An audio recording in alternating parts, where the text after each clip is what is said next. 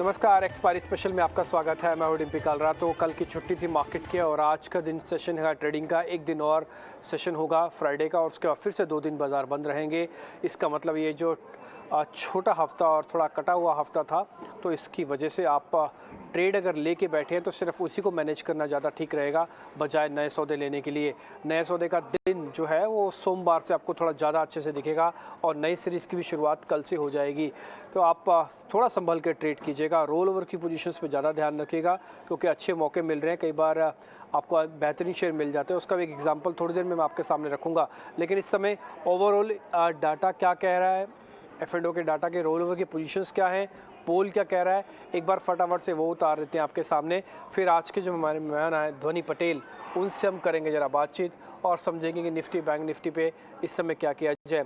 क्या roll over का numbers, इसका पोल जो हमने निफ्टी बैंक निफ्टी का बनाया है, एक बार ज़रा पहले वो ले आइए और उसका फिर मेहमानों से हम चर्चा को शुरू करेंगे। रोल ओवर के आंकड़े जो अभी तक के लेटेस्ट है उसमें 52% का रोल ओवर हो चुका है। बैंक निफ्टी में 55% का रोल ओवर है। ये एवरेज रोल ओवर होता है 76% अमूमन दोनों का ही। तो दोनों ये आंकड़े पार कर लेंगे क्योंकि कल तक कम था। अब रोल ओवर आपको दिख रहा होगा कि मार्केट के अंदर वापस से तेज़ी से और स्पीड से थोड़ा बड़ा है। दूसरा, आज स्टील कंपनीज के अंदर रोल ओवर काफ़ी स्ट्रॉन्ग जा रहा है इस बार। हेवल्स, पीडिलाइट, डॉक्टर लाल पैथलैब, ये कुछ एक वो शेयर्स हैं जहाँ पे रोल ओवर के नंबर काफ़ी स्ट्रॉन्ग हैं और ये अच्छे रोल ओवर्स कहे जा सकते हैं। आप सबसे कम रोल ओवर की अगर आप संख्या देख रहे हैं तो वहाँ पे एल्केम, जीएमआर, नाल्को, बीपीसीएल, ये कुछ एक वो रोल ओवर वाले फिगर्स हैं जहाँ पे अभी 60% का ही रोल हुआ है। 60% रोल का मतलब कि 40% सौदों की कटान यही हो रही है, उनका सेटलमेंट यही हो रहा है। अगली सीरीज़ में इन लोगों को ट्रेड लेके जाना नहीं है। और जिनमें हाई रोल ओवर हो रहा है उसका मतलब ये है कि लोग अपने आज के सौदों को काट के अगली सीरीज़ में तेज़ी के सौदे बना रहे हैं। ये इसलिए हम हाई रोल ओवर और लो रोल ओवर का नंबर आपके सामने रखते हैं और ये दोनों ही सेगमेंट सेंसिटिव होंगे। अगर आप सूची भी बनाना चाहते हैं ना, तो जो हाई रोल ओवर वाले शेयर्स हैं और जो लो रोल ओवर वाले शेयर्स हैं उनकी सिर्फ सूची बना के रख लीजिए। अगली सीरीज़ में आप देखेंगे इन्हीं सभी शेयर्स के अंदर आपको मोमेंटम मिलेगा, आइदर प्रॉफिट बुकिंग का या आइदर और शॉर्ट कवरिंग का। लेकिन ये एक्टिव और ट्रेंडिंग शेयर इन्हीं 10 में से निकल के आने वाले हैं, ये तो पक्का होता है। रोल ओवर के डाटा का एक हेंस प्रूव्ड फार्मूला है जो हम आपके सामने उतार रहे हैं। खैर आगे बढ़ते हैं, एक बार ज़रा पोल भी उतारते हैं, फिर ध्वनि पटेल से ज़रा पता कर लेंगे कि उनको करना क्या है। एक बार पोल देख लीजिए एक बार, उसके बाद फिर हमको दिखाते हैं निफ्टी बैंक निफ्टी का पोल इस समय क्या कहता है। वॉल पे चलते हैं और आपको जो है पोल उतार के दिखाते हैं। ये देखिए आप नंबर्स थोड़ा स्क्वीज कीजिए तो आपको और ज़रा अच्छे से क्लियर हो जाएगा। 50% लोग ये मानते हैं कि 17,800 से 17,900 के बीच में एक्सपायरी होगी। 17,700 से 17,800 के बीच में एक्सपायरी के नंबर्स में करीब 10% लोगों का मानना है। ये पोल हमने तब बनाया था जब मार्केट सुबह खुला ही था। जस्ट खुलने के बाद जो पंच आना चाहिए था मार्केट के अंदर वो थोड़ा एब्सेंट था, वो आ नहीं पाया। लेकिन फिर भी ये पोल हो सकता है सेकंड हाफ में आपके लिए बिल्कुल ठीक बैठ जाए। मेजॉरिटी हिस्सा ये मानना है कि 17,700 के नीचे हम जाएंगे नहीं और 17,900 के ऊपर टिपिकली आने में थोड़ा मुश्किल होगा। तो ये एक्सपायरी का पोल आपके लिए निफ्टी का है। इसी तरह से बैंक निफ्टी का पोल भी हम आपके लिए लेके आए हैं। 41,400 500 वाली रेंज एक पक्का बेस है। बैंक निफ्टी ने अभी इसको पाया नहीं है, आज कोशिश कर रहा है, एक अटैम्प्ट ले रहा है इसको पाने की। लेकिन फिर भी उम्मीद तो ये है कि शायद क्लोजिंग होते होते तक हमको ये नंबर मिल जाए। 41,500, 600, 650 वाले नंबर, 45% तक का मूव यहाँ पे भी आपको आता हुआ दिख जाए। अभी तक ये पोल है और इसमें 1 से 200 पॉइंट के स्विंग की चांसेस हो सकते हैं। जैसे निफ्टी अभी 17,700 पे ही चल रहा है जो हमारी रेंज के लोअर ब्रैकेट है। अगर आप 100 पॉइंट, हमने ऐसा एक और चीज़, हमने जो पोल बनाया ना इसमें बहुत छोटे छोटे ब्रैकेट्स डालने को हम 3 ब्रैकेट्स भी डाल सकते थे, 2 ब्रैकेट्स में भी क्वेश्चन पूछ सकते थे। लेकिन फिर भी हमको लगा जितना सटीक कर सकते हैं उतना सटीक करें। 100 पॉइंट का निफ्टी का भी आपको दायरा बता दें, जितना उसको और अच्छे से बता सकते थे, कोशिश थी हमारी वैसी बताने की। खैर आगे जुड़ते हैं, जरा ध्वनि पटेल से पता करते हैं कि अभी क्या करना चाहिए। ध्वनि बहुत शुक्रिया, थैंक यू वेरी मच समय देने के लिए। ओवरऑल निफ्टी का नंबर्स जो हैं ये आपको इस समय दिख रहे होंगे फ्यूचर्स के। आप एक काम कीजिए, दोनों फ्यूचर्स दिखाइएगा, नवंबर के भी और अक्टूबर के भी, और कोशिश कीजिएगा जरा उसको डिवाइड करके दिखा दीजिए स्क्रीन को कि ये नवंबर का ये है और अक्टूबर का ये है, तो आपको थोड़ा फ़र्क पता लगेगा कि मार्केट के अंदर कैसे मूवमेंट हो रहा है। तो बहुत शुक्रिया समय देने के लिए। आपका व्यू पॉइंट जानना चाहते हैं निफ्टी पर ही क्या किया जाए, पोजिशंस को पॉजिटिव रोल ओवर करके जाएँ या अच्छे प्रॉफिट्स हैं उनको बुक कर लें, या 17,800 से लेकर 18,000 की रेंज को एक टफ रेजिस्टेंस एरिया माने तो शॉर्ट कर दें। तीनों ऑप्शंस आपके लिए खुले हैं, पॉजिटिव रोल ओवर, छोड़ दें इन सौदों को या शॉर्ट करें। Good afternoon Dimpy. यहाँ पे निफ्टी की अगर हम बात करते हैं तो आज सुबह से हमें देखने को ये भी मिला है कि 17,700 के जो पुट ऑप्शन है उसमें अच्छी खासी एक ओपन इंटरेस्ट की एडिशन बनी हुई है। वहां पे जो नीचे की तरफ का सपोर्ट है वो थोड़ा सा यहाँ पे एक स्ट्रांग बनता हुआ दिख रहा है। तो आज के दिन में मेरे लेवल्स जो बनते हैं निफ्टी के, तो यहाँ से निफ्टी डेफिनेटली एक 17,700 का लेवल है जो नीचे की तरफ में अगर ब्रेक करती है तो हमें यहाँ पे एक डाउन साइड देखने मिलता है, जहाँ पे 17,640 तक का एक नीचे का डाउन स्लाइड देखने को मिलेगा। बट ये लेवल्स जो हम देख रहे हैं वो काफी एक स्ट्रांग यहाँ पे सपोर्ट बनते हुए दिख रहे हैं। तो ओवरऑल निफ्टी में यहाँ पे एक ऊपर की तरफ के टारगेट से मिल रहे हैं, जिसमें हमारा फर्स्ट यहाँ पे जो लेवल बनता है तो 17,800 का लेवल बन रहा है। 17,800 के लेवल के ऊपर हमें और एक इसमें स्ट्रॉन्ग अपसाइड दिखेगा। बट आज के दिन में एक्सपायरी को ध्यान में रखते हुए 17,800 का जो लेवल है वो निफ्टी पे हम ऊपर देखेंगे। ज्यादा मेरा कन्विक्शन यहाँ पे बैंक निफ्टी में बनता हुआ दिख रहा है। बैंक निफ्टी में जो है ओवरऑल यहाँ पे एक स्ट्रेंथ ज्यादा विटनेस करने को मिल रही है आज के दिन की मूवमेंट में। बैंक निफ्टी में ऊपर की तरफ का जो मेरा टारगेट बन रहा है वो 41,530 का बन रहा है, और नीचे जो स्टॉप लॉस वहां पे मेंटेन करना रहेगा तो आप 41,120 का स्टॉप लॉस लेके चल सकते हैं। ओके ठीक है, तो ये दोनों के दोनों लेवल्स आपको पता लग गए हैं। अच्छा धोनी, आप अभी ये कह रहे हैं कि 17,800 के ऊपर आपकी कन्विक्शन थोड़ी और स्ट्रांग हो जाएगी। इस केस में स्टॉप लॉस क्या होगा आपका इन एनी हाउ? अगर मान लो 17,800 मैं आज का इंट्राडे का टारगेट मानता हूँ निफ्टी का, तो स्टॉप लॉस क्या है निफ्टी का आपका? निफ्टी में आप नीचे की तरफ में स्टॉप लॉस लगा लीजिए जो यहाँ पे बन रहा है 17,690 का। 690 कर दें, ठीक है। तो 690 का आप एक स्टॉप लॉस लगाइए इसके अंदर, और ये कुछ ज़्यादा छोटा और बड़ा स्टॉप लॉस नहीं है, आपके रिस्क रिवार्ड से जस्टिफाइड है। ये जो लेवल्स अभी आप अपनी स्क्रीन पर देख पा रहे हैं स्पॉट के हैं, ये हम फ्यूचर्स के लेवल आपको नहीं बता रहे, क्योंकि एक तो सीरीज़ वैसे भी एक्सपायर हो रही है, प्रीमियम और डिस्काउंट आपको दोनों तरफ से अलग अलग तरीके से दिख सकता है। आप 690 का एक स्टॉप, 17,800 का टारगेट कम से कम आज की एक्सपायरी के लिए रखिएगा। और अगर लॉन्ग करना चाहते हैं तो अभी आपके लिए यही स्टॉप लॉस काम आएगा, यानी कि 700 से नीचे जाए तो अपने पोजीशंस को, अगर आपने बहुत अच्छे से बिल्कुल नियर बाय का स्टॉप लॉस चाहिए तो फिर ये है। वैसे 17,500 एक पक्के वाला स्टॉप लॉस भी है जो सीरीज़ की ऑप्शन से आपको मिलेगा। अगर आप ऑप्शंस देखेंगे तो 17,500 के नीचे की सभी ऑप्शंस गल गई, इसका मतलब उसके नीचे आप जाएंगे ही नहीं, ना कॉल में ना ही पुट में, किसी भी कंडीशन में नहीं जाएंगे। अब आगे हैं आप बैंक निफ्टी के लेवल ज़रा नोट करवा दीजिए वापस दर्शकों को, तो बैंक निफ्टी के बारे में आइडिया लग जाए। और धोनी का ज़रा मानना है कि बैंक निफ्टी उनको ज़्यादा बेहतर दिख रहा है। 41,530 ये इंट्राडे स्विंग का अपर रेंज हो सकता है, 500 का लेवल, और ये इंट्राडे का लोअर रेंज जो आप स्टॉप लॉस में देख पा रहे हैं ये हो सकता है, वो है 41,120।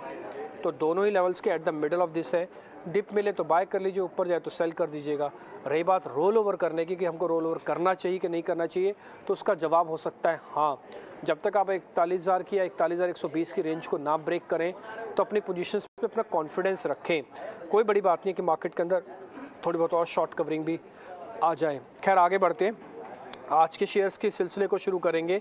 फिर हमने क्या किया है कि हमने एक्सपायरी के रिगार्डिंग कुछ एक अलग शेयर्स भी निकाले हैं, वो भी हम आपके सामने रखेंगे। लेकिन उससे पहले एक बार रिपोर्ट कार्ड भी चेक कर लेते हैं। शुक्रवार को हमारे साथ जुड़े थे चंदन तापड़िया, उनके जो ट्रेडिंग कॉल्स थे उसका रिपोर्ट कार्ड हमने बनाया। फिर धोनी से आज के शेयर पता करना शुरू करेंगे।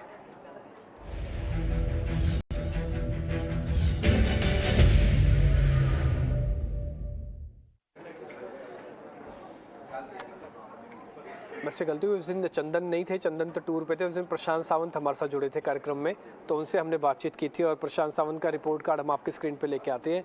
अमूमन से शुक्रवार को चंदन ही हमारे साथ जुड़ते थे, तो इसलिए वो कहीं बाहर थे, तो हमने प्रशांत से बातचीत की थी। अब मेरे को ध्यान आया, और जो आप रिपोर्ट कार्ड देख पा रहे हैं उसमें IGL करीब 4% ऊपर है। क्या जोरदार रिटर्न आपको IGL से मिला होगा। MGL भी लिस्ट में था। उस दिन गैस काउंटर्स को लेकर चर्चा हो रही थी, और हमने आपको ये बताया भी था कि $9 MMBTU वाला गैस अब $5 MMBTU हो चुका है। इसका मतलब ये है कि 40-50% से ज़्यादा की गिरावट आपको आ चुकी है गैस के प्राइजेस में।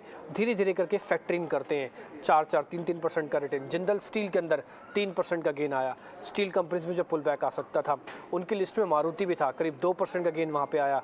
आज आप मारुति का भाव देखेंगे ना तो 9,000 से भी ऊपर है।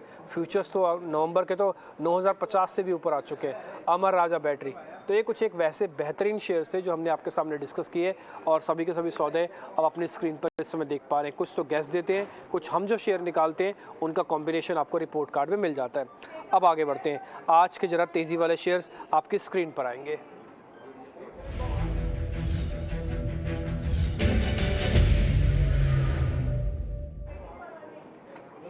तो इसी तरह के कुछ एक ट्रेड हम आपके सामने आज रख रहे हैं, फिर हम आपको एक्सपायरी वाले ट्रेड भी बताएंगे लास्ट में, आप वो उसको नोट कर लीजिएगा। आज के ताज़ा खरीदारी के शेयर में एक तो कंटेनर कॉरपोरेशन है। आपको पता है इसमें खबरें बहुत ज़ोर से चल रही है, हार्ड ऑन स्ट्रीट है। इसमें ये है कि इसका विनिवेश को लेकर सरकार बहुत तेज़ी से काम कर रही है। एक दिन खबर आती है शेयर 4% ऊपर, नेक्स्ट डे कई बार नहीं आता क्लैरिफिकेशन तो नीचे आ जाता है, लेकिन आज फिर से 4.5% ऊपर है। दूसरा, डॉलर इंडेक्स टूटा, ग्लोबल मार्केट्स में मेटल के दाम वापस ऊपर हुए हैं तो हिंडाल्को चलने लग गया। आप दोनों का फ्यूचर्स का प्लेट दोनों का दिखा दीजिए। कॉनकोर के अंदर 2% का और हिंडाल्को के अंदर 23% का ओपन इंटरेस्ट है, क्योंकि अक्टूबर की फ्लेट होगी इसलिए आपको 23% दिख रहा है। तो नवंबर अक्टूबर एक बार चेक करके हम आपको बता देंगे कि नवंबर कॉन्ट्रैक्ट है या फिर अक्टूबर, लेकिन 23% कम नहीं होता हिंडाल्को के अंदर अगर ओपन इंटरेस्ट इस तरीके का बन रहा है तो। एक बार आपका व्यू पॉइंट चाहिए ध्वनि, दोनों शेयर चेक कीजिएगा, कॉनकोर और हिंडाल्को। जी बिल्कुल, कॉनकोर और हिंडाल्को में अगर मैं यहाँ पे सबसे पहले चार्ट कंपैरिजन करती हूँ तो मुझे हिंडाल्को में एक कन्विक्शन यहाँ पे ज्यादा दिख रही है, क्योंकि अपसाइड का जो रेंज है वो यहाँ पे एक थोड़ा सा ऊपर की तरफ का और खुलता हुआ मुझे दिख रहा है। ओवरऑल हिंडाल्को में करंट लेवल से भी हम इसके अंदर एंटर कर सकते हैं। ऊपर की तरफ के इसमें जो टारगेट्स मुझे दिख रहे हैं यहाँ पे, तो 427 का जो फर्स्ट लेवल है वो एक फर्स्ट टारगेट लेके चल सकते हैं। नीचे की तरफ का जो इसका स्टॉप लॉस रहेगा तो 403 का यहाँ पे एक स्टॉप लॉस लगाना रहेगा। उसके बाद स्ट्रक्चर का एक रिवर्सल आएगा, बट करंट लेवल से भी इसके अंदर एक कन्विक्शन ज्यादा बनती हुई दिख रही है। ओवरऑल जो हम ADX और स्ट्रेंथ इंडिकेटर्स भी कहते हैं वो पॉजिटिव मोमेंटम बताते हुए दिख रहे हैं।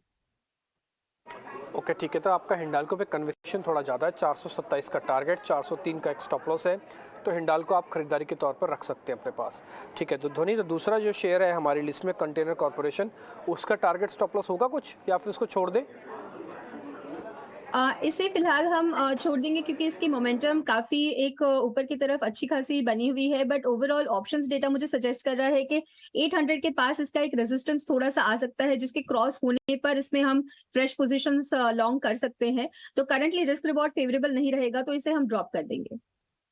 ठीक है, तो कॉनकोर आप नहीं कर रहे, आप कह रहे हैं कि सिर्फ हिंडाल्को को देखा जा सकता है। ध्यान रखिएगा, हिंडाल्को के अंदर मैं दो चीज़ें आपको ज़रूर दिखाना चाहूँगा।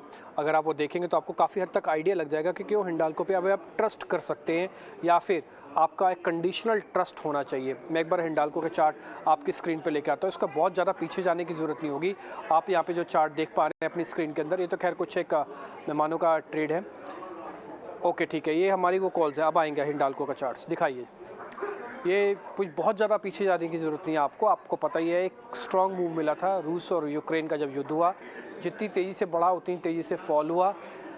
कभी ना कभी तो शेयर आके रुकेगा और कभी ना कभी आके शेयर आके अगर बढ़ रहा है तो वो भी रुकेगा, गिरने वाला भी रुकेगा और बढ़ने वाला भी रुकेगा। इसकी पहली कड़ी थी ये जो आप नीचे देख पा रहे हैं। हमें लग रहा था कि हाँ प्रीवियसली यहाँ पे इसको बार बार सपोर्ट मिला तो रुकेगा। यहाँ पे पहले हरे कलर की आप लाइन देख पा रहे हैं, लेकिन यहाँ रुका नहीं, फाइनली इसने एक बॉटम बना दिया। कन्विक्शन आपका कहाँ से आना शुरू होगा कि जहाँ पर मल्टीपल जंक्शंस थे सपोर्ट के, इसका पीछे का अगर आप मूवमेंट देख पा रहे हैं तो आप देख रहे होंगे ये बार बार इसी एरिया में सपोर्ट लेता था। जब हमने ये लाइन पहली बार ड्रॉ की थी तो हमको लग रहा था यहाँ पे सपोर्ट लेगा, लेकिन लिया नहीं।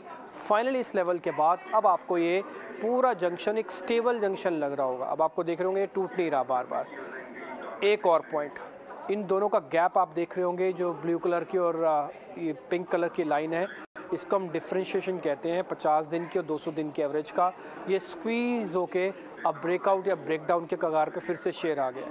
प्रोबेबिलिटी ये है कि अपने स्टॉप लॉसेस को ब्रेक करेगा नहीं, रेंज को ब्रेक करेगा नहीं, ब्रेकआउट हो जाएगा और बेनिफिट मिल सकता है। ये एक शॉर्ट कवरिंग का कैंडिडेट है एक्चुअली। जिनके पास नया खरीदना है उनके लिए तो बेहतर है ही है, जिनके पास पुराना पड़ा है ना तो वो अपने हिसाब से अपने वित्तीय सलाहकारों से राय लेके इसमें थोड़ा एक्सपेरिमेंट करना चाहें तो कर सकते हैं। ये अलाउ तो कर रहा है कम से कम।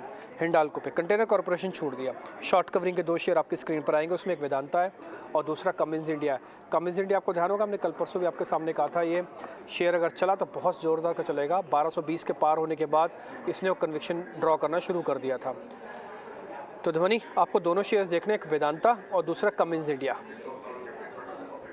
जी, बिल्कुल। यहाँ पे मेरा कन्विक्शन कमिंस की तरफ ज़्यादा बढ़ रहा है, क्योंकि कमिंस को ऑलरेडी हम देख रहे हैं कि इसके अंदर जो ओपन इंटरेस्ट का भी डेटा है वो काफ़ी फेवरेबल दिख रहा है। ओवरऑल रेंज का भी एक जो इसका ब्रेकआउट बनता है, तो इसके अंदर 1285 का जो लेवल बन रहा है, उसके बाद इसके अंदर एक मोमेंटम जो है वो और बढ़ते से दिख रहा है इसके अंदर। तो ओवरऑल कमिंस में यहाँ पे करंट लेवल से हम बाय कर सकते हैं, और ऊपर की तरफ के जो फर्स्ट टारगेट इसके रहेंगे तो 1305 का हम यहाँ पे एक फर्स्ट टारगेट लेके चलेंगे, और स्टॉप लॉस इस केस में जो मेंटेन करना रहेगा तो आप 1231 का जो स्टॉप लॉस बन रहा है उसको मेंटेन करिए। उसके बाद इसका एक स्विंग रिवर्सल आएगा तो शॉर्ट टर्म में एक नीचे की तरफ का मूव मिल सकता है, बट वहां तक स्टॉक जो है वो एक अच्छा खासा सपोर्ट बनाया हुआ है। तो आप कमिंस इंडिया को यहाँ पे मैं पिक करना चाहूंगी। वीडीएल का यहाँ पे अगर हम चार्ट लेके आ रहे हैं तो वीडीएल में ओवरऑल हमें कंसोलिडेशन मोमेंट देखने को मिल रहा है। आज के दिन में डेफिनेटली हमें एक अपसाइड देखने को मिला है, बट वो जो स्विंग ब्रेकआउट है वो 300 के लेवल के ऊपर पे हमें मिलता है, तो 300 पे इसको वापस रिव्यू करेंगे, बट अभी फिलहाल के लिए हम कमिंस इंडिया को पिक कर सकते हैं। ओके, ठीक है। तो आप ये कह रहे हैं कि इसका आपका जो कन्विक्शन का लेवल है वो थोड़ा कमिंस में ज़्यादा है। मैं एक बार ना आपको कमिंस इंडिया के चार्ट भी दिखाता हूँ। मैं दो वजह से दिखाना चाहता हूँ। एक्चुअली चार्ट मैं आवरली भी दिखाना चाहता था, लेकिन डेली के अंदर भी वो चीज़ दिख जाएगी जो मैं शो करना चाहता हूँ कमिंस के रिगार्डिंग। और मैंने आपको कल परसों नोटिस भी करवाया था ओपनिंग के शो में, क्लोजिंग के शो में, कि कमिंस इंडिया पर ध्यान रखिएगा, एक अच्छा मूवमेंट दे सकता है। आप इसका छोड़ दीजिए वॉल्यूम, 1 मिनट के लिए थोड़ा और आगे आइए, आगे आइए, आगे आइए। आप थोड़ा जूम आउट कीजिए कैमरामैन सर, थोड़ा जूम आउट कीजिए आप। एक रेजिस्टेंस, सेकंड रेजिस्टेंस, अब थर्ड रेजिस्टेंस उसी तरफ जा रहा है। इसका ब्रेकआउट हो चुका है एक्चुअली। आप देख रहे हैं मैंने एक चैनल ड्रॉ किया था, इसको हम डाउन स्लोपिंग कहते हैं। इस रेंज के अंदर भी कई बार ना शेयर आपको ऊपर बढ़ता हुआ घटता हुआ दिख रहा है, क्योंकि रेंज बड़ी है इसकी। आप देख पा रहे होंगे पूरा एक रेंज में फंस सा गया। इस रेंज का एक सर्कल इसने एक चैनल बनाया था, इसको हम डाउनवर्ड कहते हैं, उसका ब्रेकआउट हो गया। ये जो लास्ट के 2 बड़ी कैंडल्स देख रहे हैं, लास्ट के 2-3 दिन के अंदर बनी है। उसे 2-3 दिन ने ना केवल इसको इस रेंज से बाहर धकेल दिया, बल्कि अपने दूसरे रेजिस्टेंस की तरफ बढ़ाने के लिए भी धकेल दिया, जो पहली बार का, सेकंड बार का और एक थर्ड बार का आपको मिल जाएगा। अब आप आइए जरा लेवल्स पे। अब आप जरा कमिंस इंडिया के लेवल्स दिखाइएगा। आपको 1280, 1285 तक के टारगेट इजीली मिल जाएंगे, और बढ़ेंगे तो फिर 1305 तक के भी टारगेट आपको आने के चांसेस हैं। 1231 आपका एक स्टॉप लॉस होगा। दूसरा शेयर हमारा वेदांता था, उसको हमने ड्रॉप कर दिया। उसके अंदर ध्वनि कह रहे हैं कि इतना दम नहीं है, तो इसलिए हमने एक कमिंस इंडिया और उससे पहले वाला एक हिंडाल्को, 2 शेयर का अब तक चुनाव कर चुके हैं। मंदी के शेयर आपकी स्क्रीन पर आएंगे।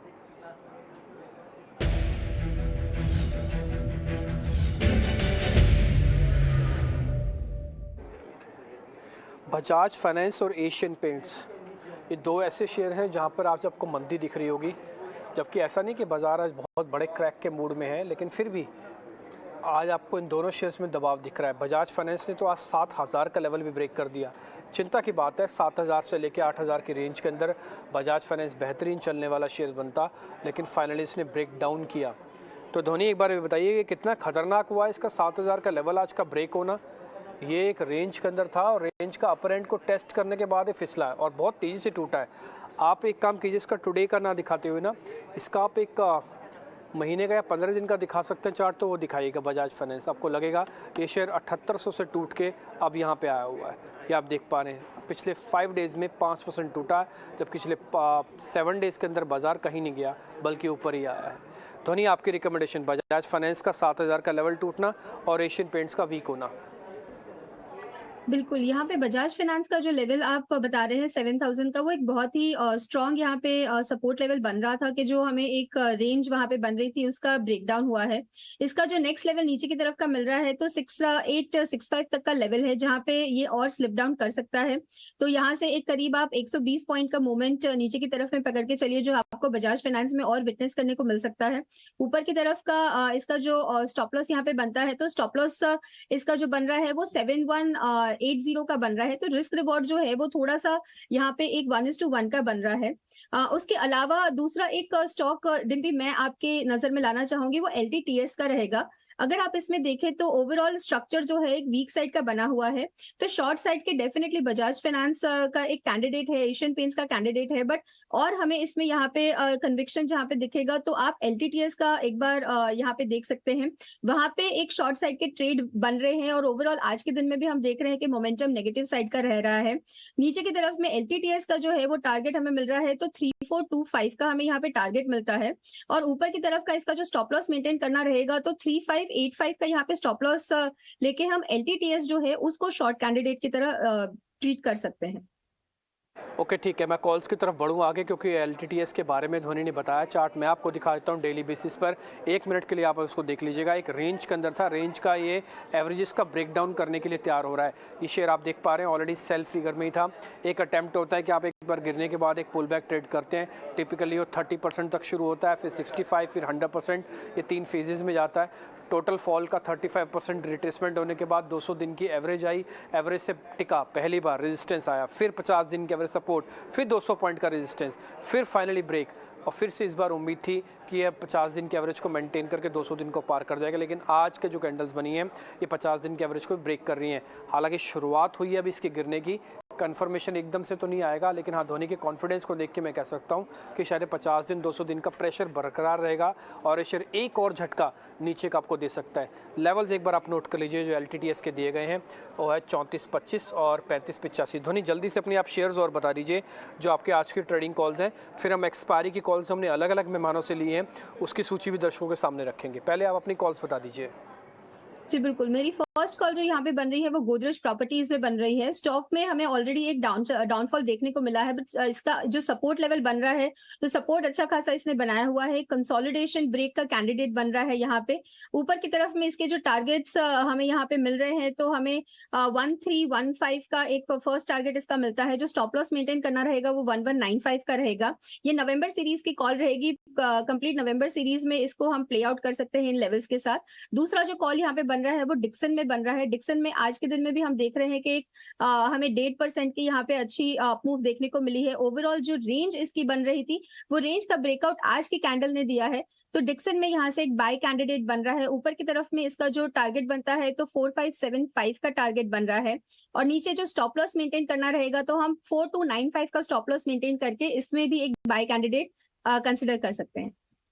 ठीक है, शेयर्स तो आपके दोनों ही अच्छे हैं। एक तो Dixon technology high beta share है, बहुत तेज़ चलता है और इस बार कब टारगेट आप 4575 दे रहे हैं। दूसरा गोदरेज प्रॉपर्टीज़, जिसको हम वैल्यू शेयर कहते हैं कि इस भाव पे आके इसके अंदर वैल्यू काफ़ी अच्छी दिखती है, वो भी आपकी लिस्ट के अंदर है। 1315 का टारगेट है। ऑल्दो पहले इसी रेंज से चल चुका है एक बार, लेकिन फिसल के उसी रेंज में वापस आ गया, तो 1315 आपका टारगेट ये हो गया। और डिक्सन टेक्नोलॉजी के अंदर भी आपकी बाय कॉल्स हैं।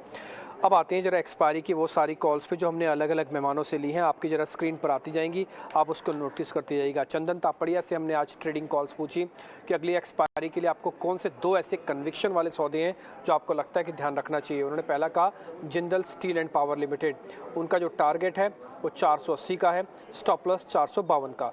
आप जस्ट उसके नीचे देखेंगे, आपको दिखेगा टाइटन, उनके रिकमेंडेशन लिस्ट में है। आज सुबह सुबह हमारे साथ जुड़े थे 9:40 पे। टाइटन 2820 का टारगेट और 2650 का स्टॉप लॉस हो गया। फिर हमने सौरभ सिसोदिया को फ़ोन किया, उनसे पता किया कि आपकी कॉल्स क्या हैं, तो कह रहे हैं कि भारतीय एयरटेल का फ्यूचर्स को बाय किया जा सकता है। टाटा मोटर्स भी उनकी लिस्ट में से है। आपको ध्यान है ऋषि सुनक के बनने के बाद टाटा मोटर्स का DVR, टाटा मोटर्स दोनों में ही काफ़ी एग्रेशन आ चुका है, और खबर अब ये भी है कि टाटा मोटर्स थोड़ा शॉर्ट कवरिंग और कराएगा, और कुछ एक और कंपनी जो FTA के अंदर आ सकती हैं उन सबको बेनिफिट मिलेगा। फिर हमने अजीत मिश्रा से रिकमेंडेशंस ली, तो उन्होंने कहा कि DLF को अगली सीरीज़ के लिए देखा जा सकता है, टारगेट है 430, और LIC हाउसिंग भी उनकी लिस्ट में है जिसका टारगेट है 470। स्टॉप लॉसेस आप अच्छे से नोट कर लीजिएगा, DLF का 350 है और LIC हाउसिंग का 408 है। अभी धोनी से हमने जो दोनों ट्रेड उनसे पता किए, उन्होंने कहा कि डिक्सन टेक्नोलॉजी और गोदरेज प्रॉपर्टीज़ ये उनके भी तरफ से ट्रेड थे। तो हमने सौदे कम रखे हैं, लेकिन उम्मीद करते हैं सौदे मजबूत हैं काफ़ी, और आपके रिपोर्ट कार्ड को काफ़ी शानदार कर देंगे, आपके पोर्टफोलियो को, आपके अकाउंट्स को काफ़ी शानदार बना देंगे। धोनी बहुत बहुत शुक्रिया, थैंक यू वेरी मच आज कार्यक्रम में जुड़ने के लिए, बहुत बहुत शुक्रिया, थैंक यू वेरी मच। फिलहाल इस कार्यक्रम से भी इतना ही, नमस्कार।